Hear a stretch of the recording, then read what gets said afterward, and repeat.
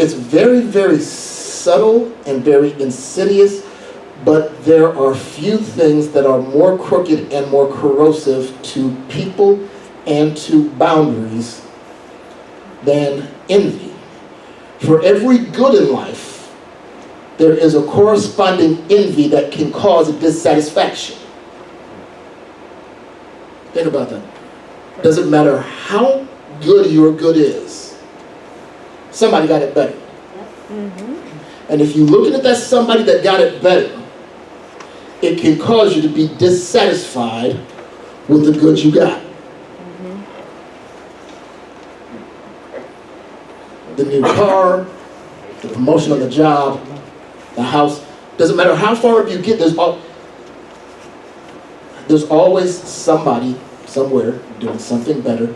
And if you're busy looking at what they have, when what yours has becomes less convenient, when the newness has worn off, when the car payment becomes due, when gas prices go up, when the kids, what's in the diapers of the kids start to stink, when the wife decides she's tired,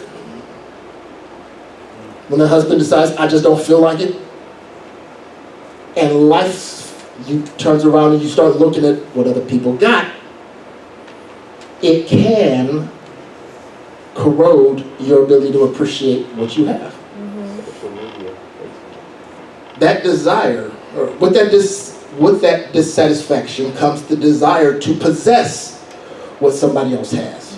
Whether you want to take it from them or emulate it, and we'll talk about that more in a little bit, the desire to have what they got comes with the dissatisfaction of looking at what you got.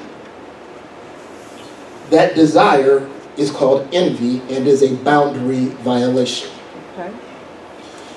Recall, think about this, we've talked about this, take you back down memory lane. Boundaries in their simplest idea are structures that mark the edges of personal ownership and responsibility.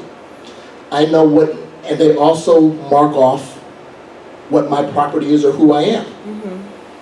People, we talked about this should sound familiar. People with strong boundaries have a strong sense of self. People with weak boundaries have a weak sense of self.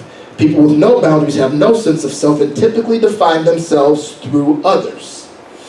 Envy is a condition in which a person looks over the fences of their own property and desire to have what resides within the neighboring territory, thereby becoming discontent with what is inside of theirs. Boundary violation, because I have no control over what's there. That's theirs. But suddenly I want it. I want what's in mine to look like what's in theirs. It's not much different than seeing the box to a 70-inch television on your neighbor's curb and suddenly finding that your 40 inches is a little bit too small for you to enjoy the game of the movie.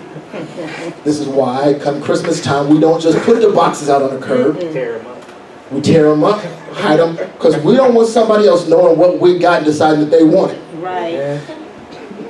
It's funny and it's harmless, but when you expand that same concept to practical relational applications, it becomes much more corrosive.